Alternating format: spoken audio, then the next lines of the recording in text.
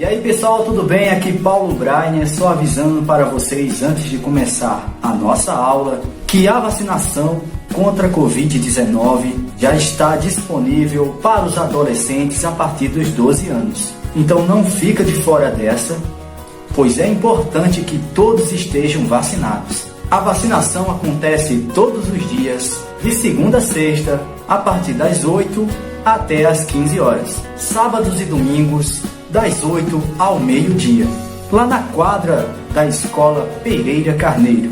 Os adolescentes que estão na zona rural devem procurar a unidade de saúde mais próxima e fazer o agendamento da vacina, tá? É importante que vá acompanhado de um responsável maior de 18 anos. Então, galera, tá esperando o quê? Vamos juntos combater esse vírus. Atenção, porque vai começar a aula de História. Tudo bem com vocês? Vamos aí para uma aula de revisão aí, beleza? Né? Estamos aí na semana de avaliação dessa quarta unidade. Então aí vamos hoje com essa revisão de História, beleza? Para que vocês possam fazer uma prova primeira, tranquilo? Então veja, os temas que serão cobrados nessa avaliação são 3. A questão da Guerra Fria, tá certo? Que envolve, né, o mundo pós-Segunda Guerra Mundial. A globalização, né, que envolve o mundo pós-Guerra Fria, tá certo? E dentro dessa realidade da globalização, nós vamos também inserir a realidade brasileira. Então vamos falar também desse processo de redemocratização brasileira que ocorreu ali ao longo da década de 1980, tá certo? Então essa prova aí que vocês vão realizar, ela vai envolver justamente aí essas 3 temáticas: a Guerra Fria, a globalização e o processo de redemocratização brasileira, tá bom? Então veja, vamos começar aí relembrando algumas principais características desse processo, né, desse momento aí da história que foi a Guerra Fria, tá certo?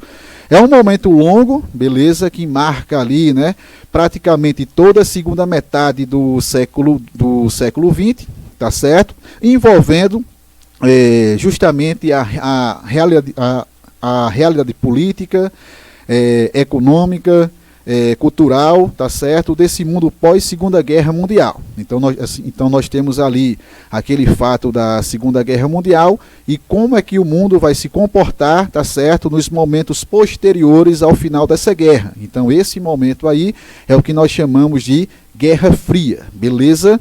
Então ele pega de uma forma geral de 1945, né, que é o ano, né, que a guerra ela termina, e vai até ali 1991, quando nós temos ali o fim da União Soviética, tá certo? Então, para relembrar esse momento, uma coisa que vocês não devem esquecer é que a principal característica, né, ou pelo menos uma das principais características dessa Guerra Fria foi justamente aquele processo de divisão, tá certo? Que nós chamamos de bipolarização. Ou seja, praticamente o mundo ele foi dividido em 2 áreas de influência, tá certo? Uma que fica, né, sobre a influência do capitalismo, e aí nós vamos ter a liderança dos Estados Unidos dentro desse processo, dentro desse bloco, tá certo? E a outra que fica ali sobre a influência do socialismo, tá certo? E aí esse bloco ele vai ter a influência, vai ter a liderança da União Soviética, tá certo? E quem eram os Estados Unidos e quem era essa União Soviética? Bem, foram os 2 países mais bem preparados que vão justamente emergir nesse mundo aí pós-Segunda Guerra Mundial.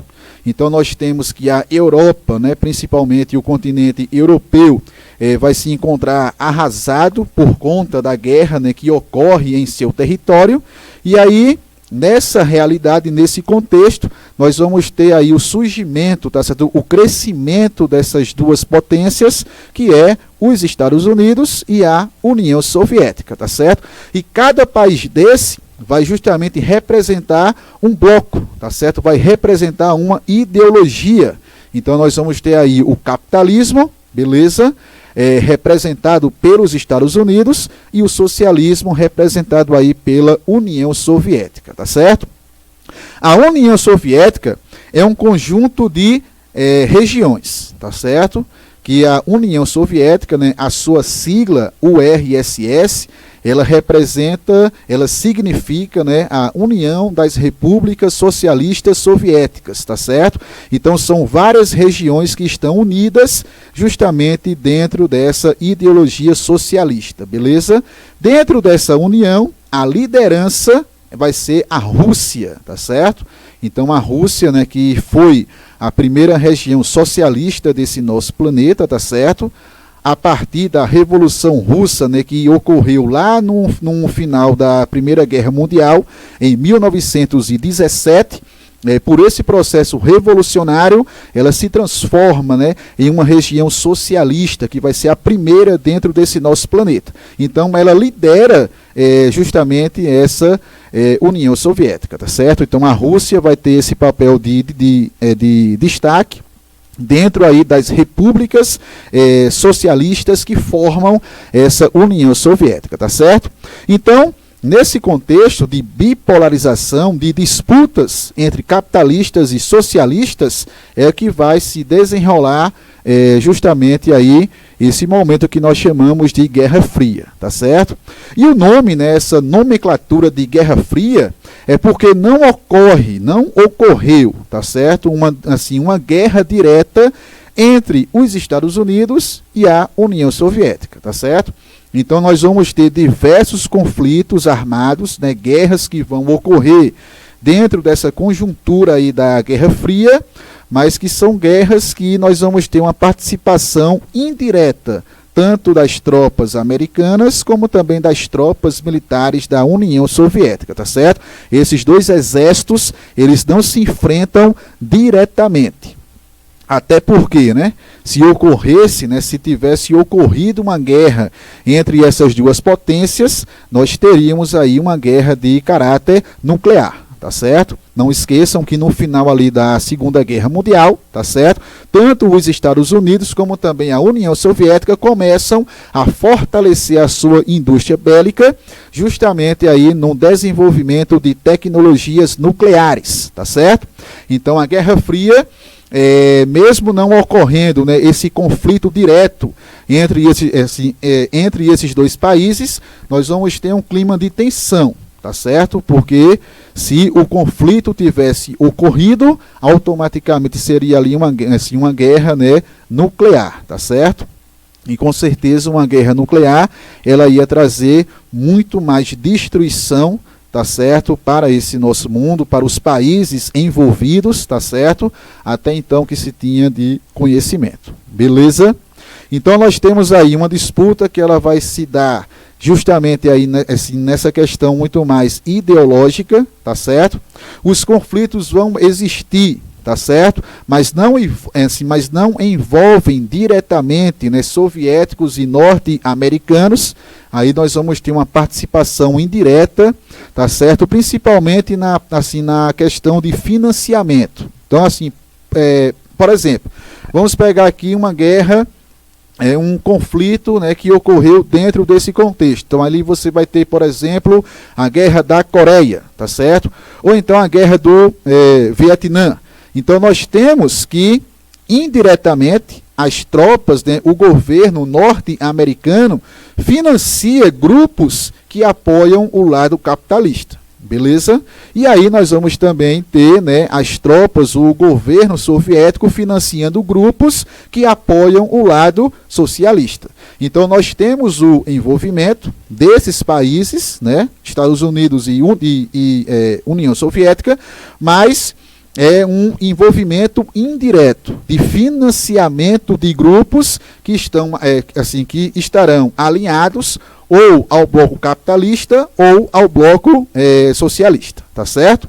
Então, todo esse momento aí da Guerra Fria, nós vamos ter diversos conflitos que vão ocorrer em diversas áreas desse nosso planeta, mas não tendo uma participação direta tá certo, dos Estados Unidos ou da União Soviética, né? A participação, ela se dá de maneira indireta, principalmente aí através de financiamentos, tá certo, de grupos que apoiam as suas correntes ideológicas, beleza?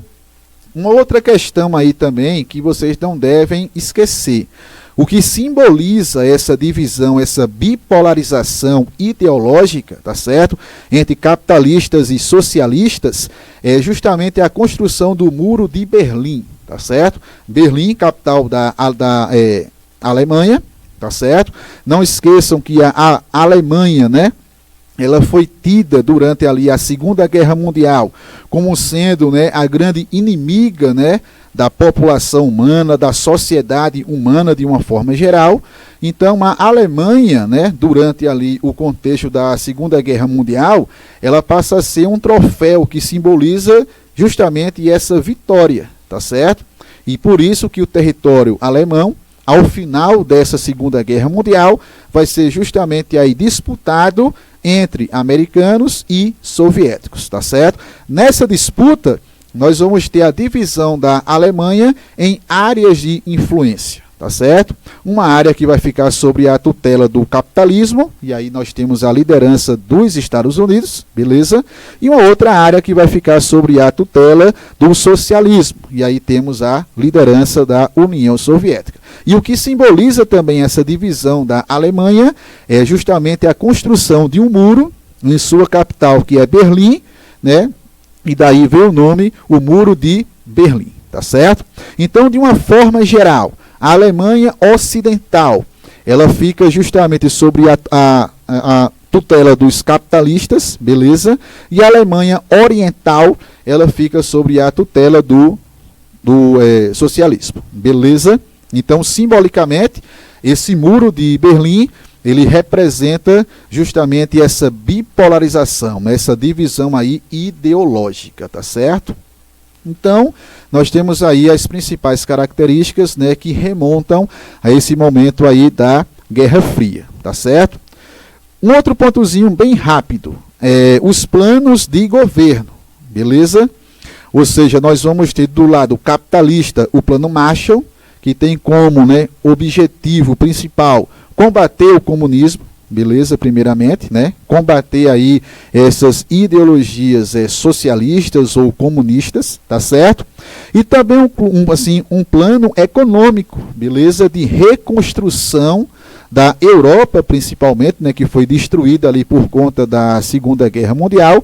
Então, esse plano Marshall, ele vai ter essa ideia de reconstruir justamente essa Europa, tá certo? Europa Ocidental, que é justamente a parte que vai ficar sobre a tutela do mundo capitalista, beleza?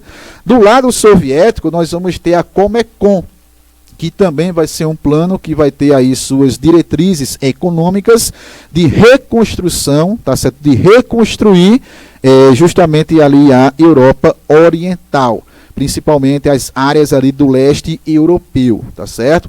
Então, esse plano que foi a Comecon, ele vai fomentar justamente o desenvolvimento econômico das regiões que ficaram sob a tutela da União Soviética, tá certo? Que ficaram ali do lado socialista, beleza? Então aí nós temos essas principais características nesse momento aí da Guerra Fria, certo? Aí vejo, a Guerra Fria, né, ela inicia oficialmente, ela tem início em 1945, beleza? Então, e ela termina, né, oficialmente, né, ela chega ao fim ali em 1991, com o fim também da União Soviética. Então você já percebe que nessa corrida entre capitalistas e socialistas, quem sai vencedor são os capitalistas, tá certo? Hoje em dia nós temos ainda os Estados Unidos, como sendo aí uma grande potência dentro desse nosso planeta. A União Soviética, ela não existe mais, tá certo? O seu fim ali ocorre em 1991, beleza? Então, quando você remonta a década, né? A década de 1980, né? Os 10 anos ali que pega, tá certo? Nós temos um processo de de mudanças, tá certo, políticas e econômicas, principalmente dentro da União Soviética, que vão levar também ao fim dessa Guerra Fria e ao fim do bloco socialista, tá certo? Hoje em dia, quando nós falamos de mundo, né, nós falamos de globalização, então é um temazinho aí também que nós vamos debater, beleza? E nós falamos que o mundo todo ele é capitalista, porque nessa corrida o capitalismo ele venceu, tá certo? E automaticamente os Estados Unidos vão manter a sua hegemonia justamente em esfera global, tá certo? Então ali na década de 1980 nós vamos ter justamente o momento em que a União Soviética, ela vai se fragmentar, ela vai se desestruturalizar, tá certo? Então, o que levou então a quebra, né, a crises que levam ao fim dessa União Soviética foi justamente que as áreas que estavam sob a tutela dos soviéticos eram regiões que consumiam muito capital, que consumiam muito investimento, tá certo, dos soviéticos, na tentativa de terem uma certa competitividade com o mundo capitalista.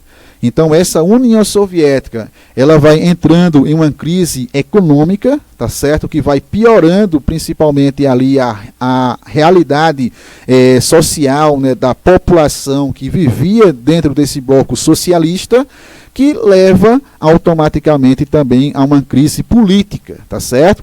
Então, ao longo da década de 1980, a União Soviética ela vai sofrer sucessivas crises, beleza, de caráter econômico, social, político, que levam justamente ao seu fim, né, que oficialmente ali ocorre em 1991, tá certo? 2 anos antes, em 1989, né, onde você já tinha, né, uma realidade em que a União Soviética já não conseguia mais se segurar em pé, tá certo? Nós vamos ter a queda do Muro de Berlim. Então Berlim, que até então era um país dividido, Berlim não, né? A Alemanha, que era um país dividido, Berlim era a capital, né, uma cidade dividida, tá certo, pelo muro ali que simboliza, né, justamente essa Guerra Fria. Ele deixa de existir ali em 1989, tá certo? Temos a queda desse Muro de Berlim, beleza? Então, nesse processo, nós temos o quê? Que simbolicamente a Guerra Fria, ela acaba justamente com a queda desse Muro de Berlim, tá certo? E a Alemanha, ela vai ser unificada. Então, hoje em dia, nós temos a Alemanha, que é um país unificado. Não existe mais aquela Alemanha ocidental e a Alemanha oriental, tá certo? Então essa divisão chega ao fim justamente aí com a queda desse Muro de Berlim, que simbolicamente, não esqueçam disso, que simbolicamente representa justamente aí o fim desse período que nós chamamos de Guerra Fria, né, onde uma das principais características é justamente essa bipolarização, essa divisão ideológica entre capitalistas e socialistas, beleza? Então, no final da década de 80 e principalmente ao longo da década de 1990, né, a última década do século XX, nós vamos perceber que o nosso mundo, tá certo? Que o planeta, ele se torna completamente capitalista, tá certo? Aonde, né, os Estados Unidos vão manter justamente essa sua hegemonia em praticamente todas as áreas que formam esse nosso mundo, tá certo? E aí teremos também uma nova realidade, que é o que nós chamamos de globalização, tá certo? Esse slide aqui que eu passei, né, ele representa a queda do Muro de Berlim, né, e o processo de reunificação da Alemanha, tá certo? E aí vamos falar agora sobre a globalização, que é justamente a principal característica econômica, cultural, política, social desse mundo pós-Guerra Fria, tá certo? Então, primeiro ponto aí para que vocês possam lembrar, que dentro dessa globalização, dentro aí desse mundo globalizado, tá certo? Nós vamos ter justamente a expansão do capitalismo pelas antigas áreas, né, aonde a União Soviética dominava. Ou seja, eram áreas, né, que seguiam a ideologia socialista. Como a União Soviética ela não existe mais. Existe a Rússia, que é um país, né, independente, e que vai também se transformar em um país capitalista, beleza? Mas a União Soviética ela não existe mais, certo? Automaticamente o socialismo ele também não existe mais. O bloco socialista deixa de existir. Então, o modo de produção capitalista, né, essa ideologia do capitalismo, vai justamente se inserir, tá certo, dentro dessas antigas áreas que formavam o bloco socialista durante a Guerra Fria. Tá certo? Então, quando você fala de globalização, no finalzinho aí do século XX, tá certo? Nós vamos ter, como um dos primeiros pontos, né, a serem lembrados, justamente essa expansão do capitalismo pelo mundo, né, de uma forma hegemônica. E quem está por trás desse capitalismo é justamente aí os Estados Unidos, né, que se transforma na única potência mundial que nós conhecemos até os dias atuais, tá certo? Uma outra coisa que vai acompanhar a expansão desse capitalismo é a política do neoliberalismo, tá certo? O neoliberalismo é justamente a representação, né, do capitalismo dentro desse mundo globalizado, tá certo? Um outro ponto, uma característica aí bastante marcante dessa globalização é justamente o avanço, tá certo, das tecnologias de comunicação e de informação. Foi justamente graças, né, ao desenvolvimento dessas tecnologias na comunicação entre as pessoas, né, na informação e na forma que ela circula, né, dentro desse nosso planeta, que foi possível a existência de um mundo globalizado. Porque quando você fala de mundo globalizado, quando você fala de globalização, você está falando de um mundo, de um planeta, em que as regiões que formam esse nosso planeta estão constantemente interagindo uma com as outras.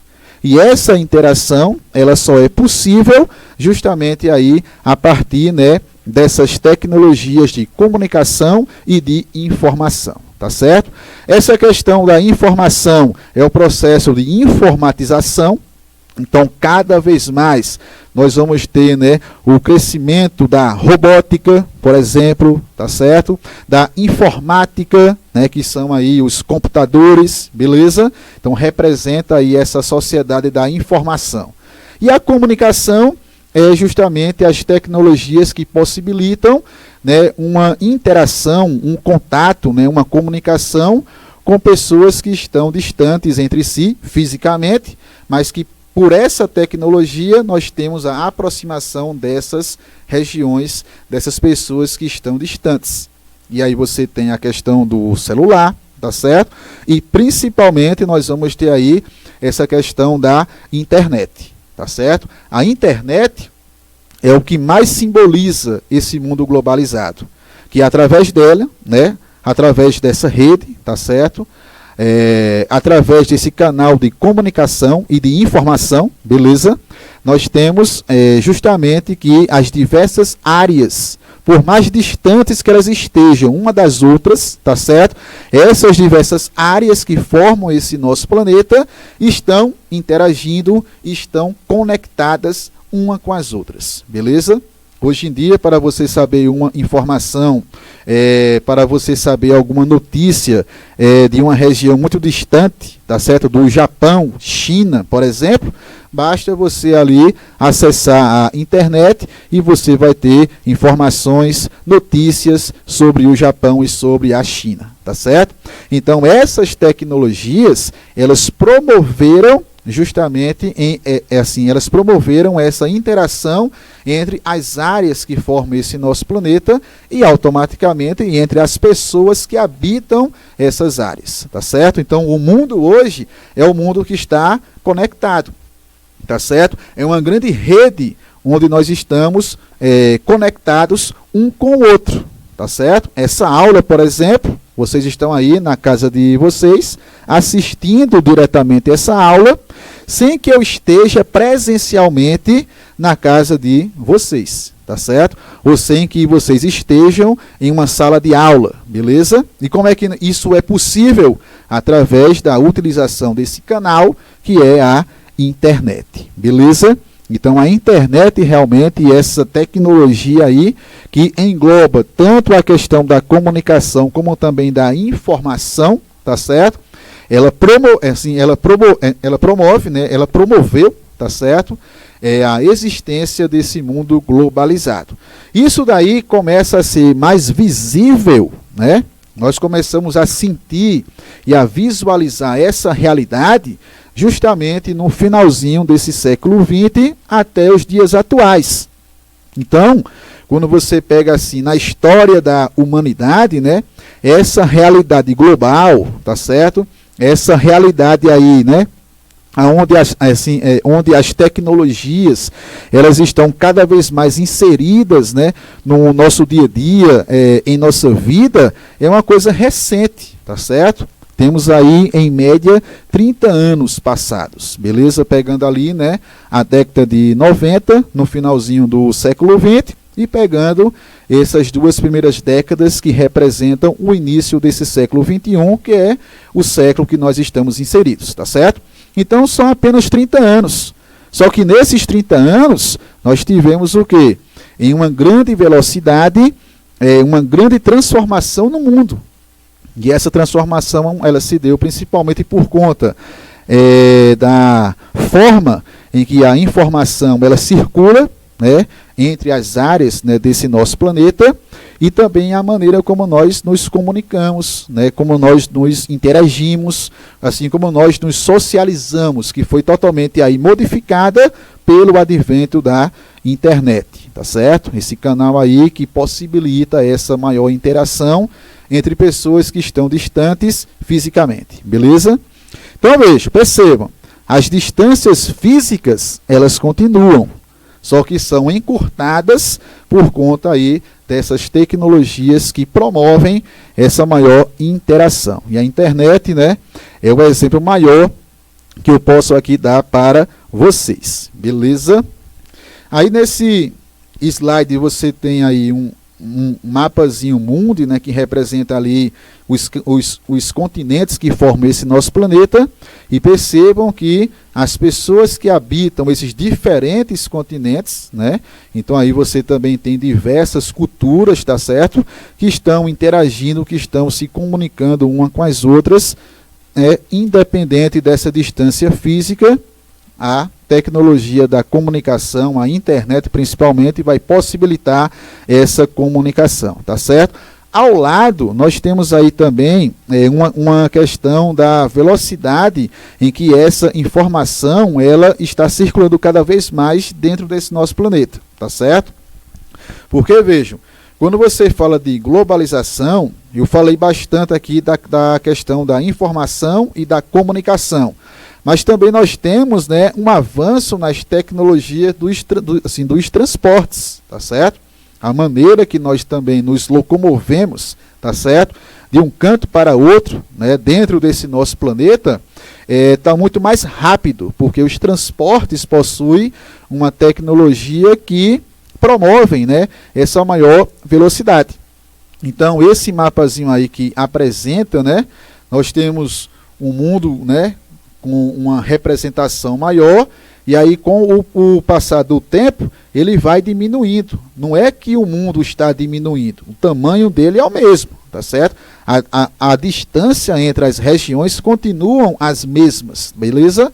Só que a forma de se locomover, de se transportar de um canto para outro, evoluiu, avançou. São tecnologias que utilizam uma velocidade maior. Então, promoveu o encurtamento dessas distâncias, tá certo? Então a globalização também traz esse avanço nos transportes, tá certo?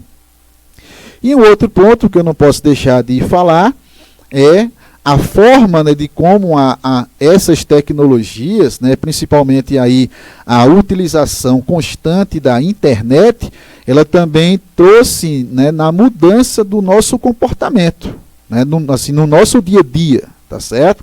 Então, por exemplo, hoje em dia, né, se você tiver uma dúvida e tal, você não vai pesquisar em um dicionário, em um livro, né? Você corre logo para o Google, tá certo?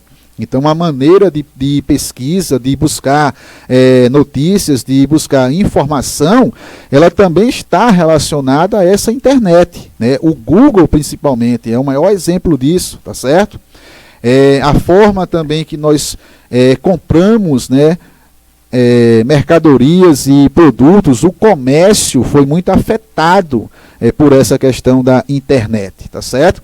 Então, hoje em dia, você em casa com seu celular, pelos diversos aplicativos que existem, nós fazemos compras, né? Nós negociamos, nós tanto compramos como também podemos vender, tá certo?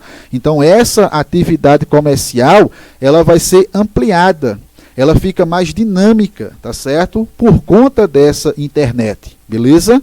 Então você pode comprar produtos, né, de lojas que estão lá na Europa, que estão na Ásia, tá certo? Que estão nos Estados Unidos, tudo pela internet. E ele vai chegar em sua casa. Então você compra ali um produto que vem lá dos Estados Unidos.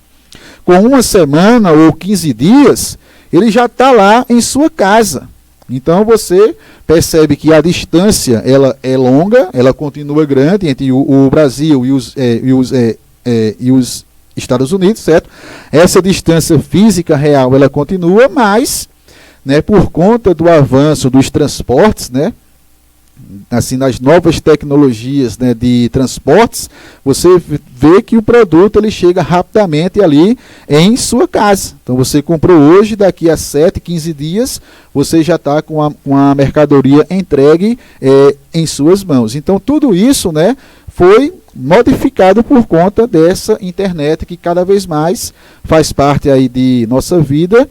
E hoje em dia é até uma coisa inimaginável, né? Você não imagina mais uma vida sem acesso à internet, né?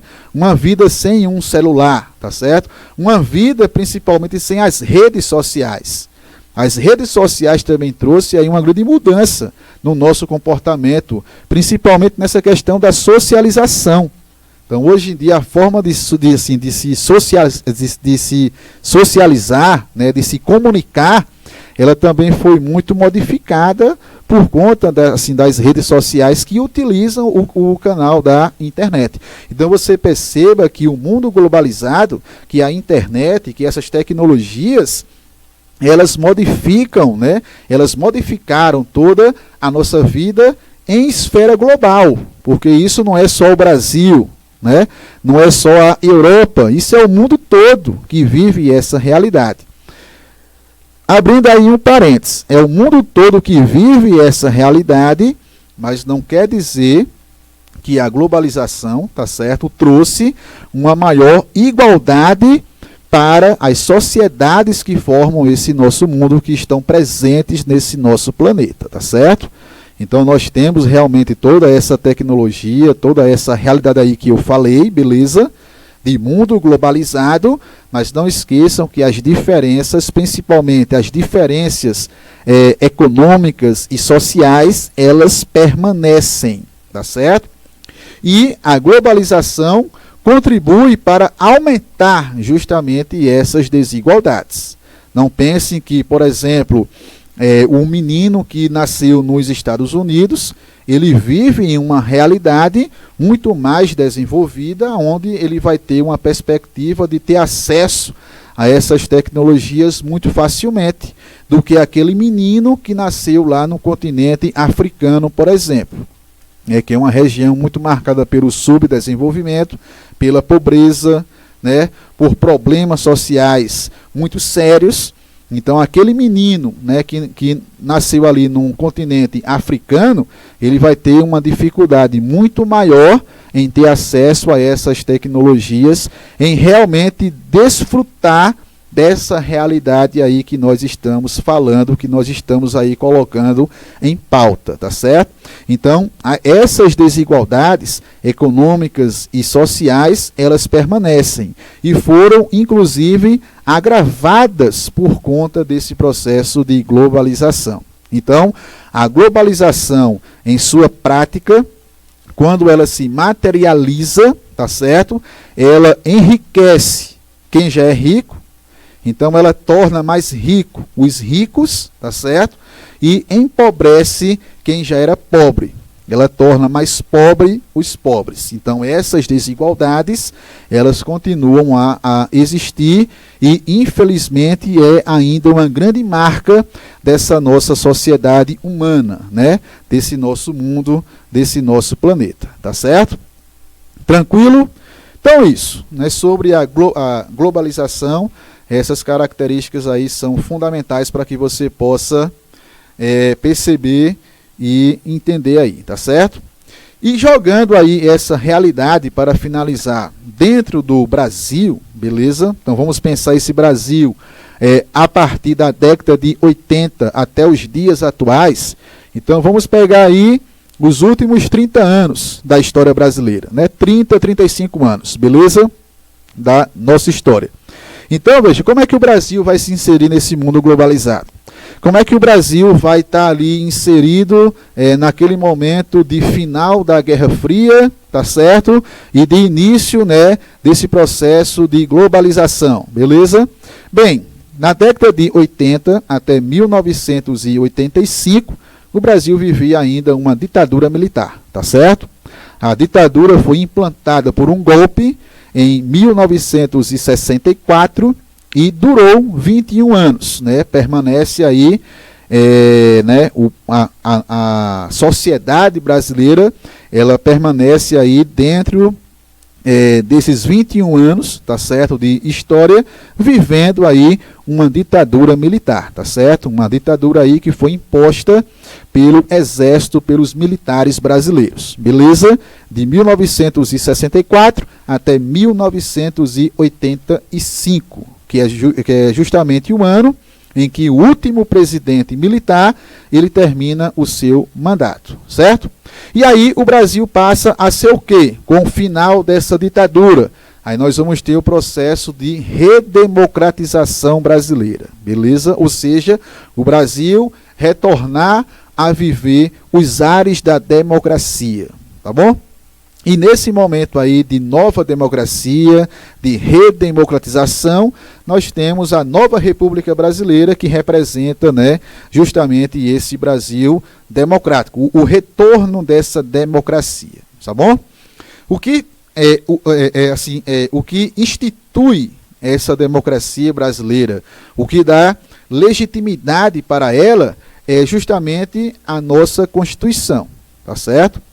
Então, a Constituição é um quadro geral de leis, beleza? Aonde, né, aquele país, aquela sociedade, ela vai ser governada, ela vai ser dirigida, beleza? Então, o que legitima essa nossa democracia, né, o que assegura que nós vivemos em um Estado democrático de direito, é justamente a nossa Constituição, né, que está em vigor até os dias atuais, beleza? Ela foi promulgada em 1988, tá bom? No finalzinho ali da década de 1980. Então, essa Constituição, ela recebe o nome, né, de Constituição Cidadã, tá certo? Por quê?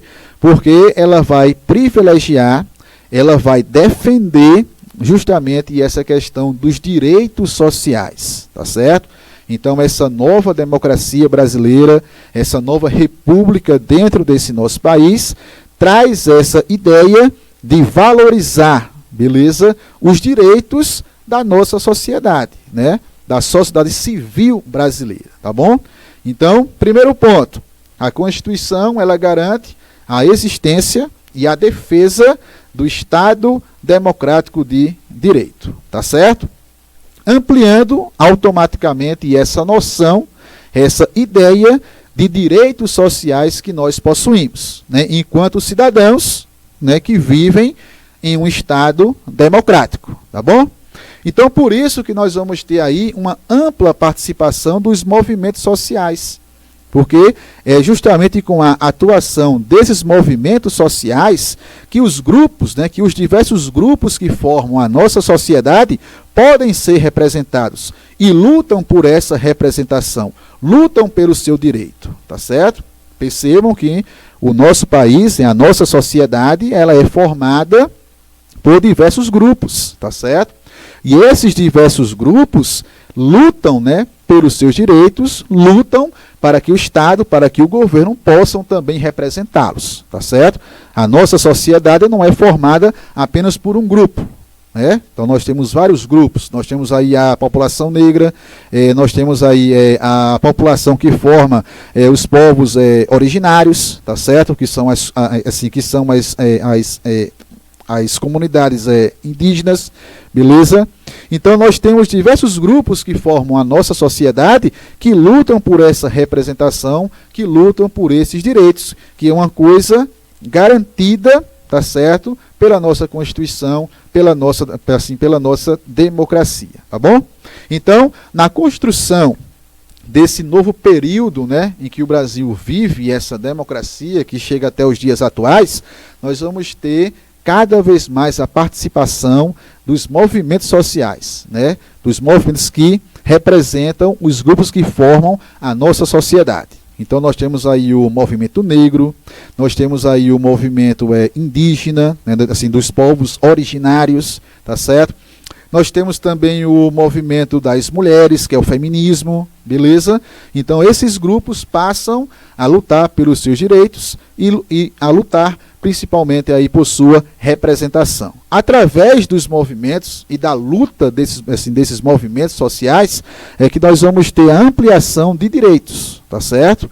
Então, hoje em dia, nós temos aí uma sociedade, né, uma Constituição que garante um leque de direitos para o cidadão brasileiro, e isso daí foi uma conquista justamente através de muitas lutas, tá certo? Principalmente aí pela atuação desses movimentos sociais que fortalecem justamente essa nossa democracia, tá bom? Eu coloquei num slide aí alguns direitos que são básicos, garantidos pelo governo, pelo menos deveriam ser garantidos, tá certo? Mas defendidos pela nossa Constituição. Então, por exemplo, nós temos, né, essa questão do direito à educação, tá certo? Ou seja, o governo ele tem a obrigação, tem o compromisso de garantir educação pública para todo cidadão brasileiro, certo? Essa educação, tanto na esfera básica, que vai até ali o final do ensino médio, como também na esfera superior. E aí você tem o ensino das universidades, tá certo? Então, o direito à educação pública e de qualidade é um direito automaticamente garantido e defendido por nossa Constituição lá de 1988, que está em vigor até os dias atuais, tá certo? Direito à saúde. E aí nós vamos ter, né, a construção do SUS, né, que é o Sistema Único de Saúde, para garantir justamente atendimento, tá certo? Acesso à saúde para a população brasileira, beleza? Então, saúde também passa a ser um direito social básico, tá certo? Para toda a nossa população.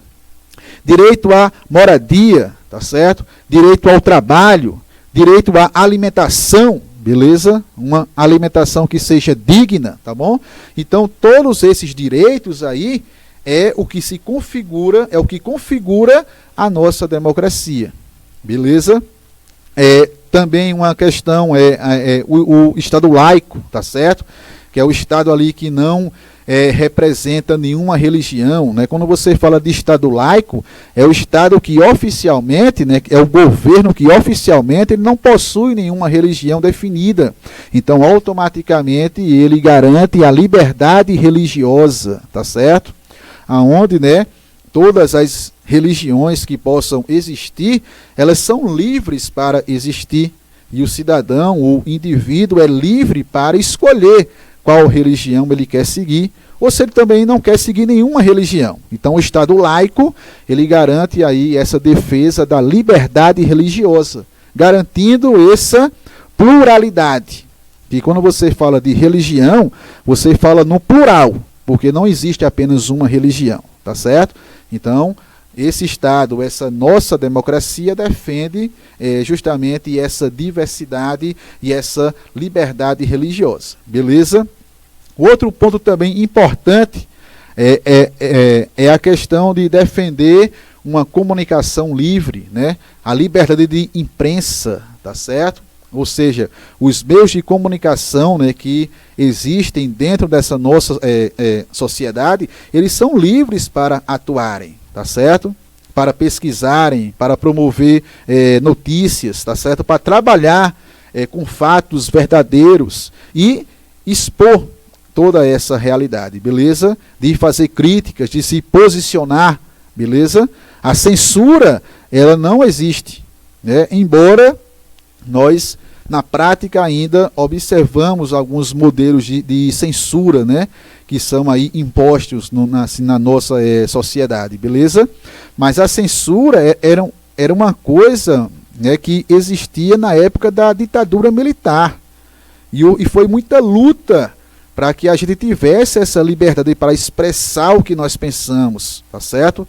Para fazer nossas críticas, para ter uma imprensa que possa, que possa também fazer esse papel livremente, tá certo? Então, isso aí são direitos constitucionais que vão ser aí garantidos por esse Estado democrático de direito, beleza? A criminalização do racismo. Racismo, ele é crime, beleza? Qualquer prática racista é crime. Então, ela também criminaliza, né, qualquer ato de preconceito racial, de intolerância, tá certo? Nós temos que preservar a tolerância e combater a intolerância, beleza? E também aí o reconhecimento das terras dos povos originários, né, que são as populações indígenas, e também as terras dos descendentes dos antigos quilombos, né, que são as comunidades quilombolas, tá certo? A nossa Constituição também, ela traz esse recorte histórico aí, de garantir a preservação do modo de vida dessas comunidades, de sua cultura, e principalmente aí garantido a demarcação de suas terras, tá certo?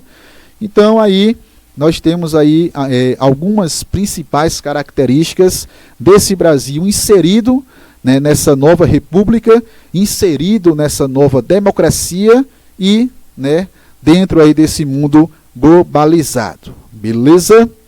Então é isso, galera. Espero que vocês tenham aí aproveitado essa revisão. Estudem, façam uma prova com calma, que vai dar tudo certo. Beleza? Então, valeu, até uma próxima.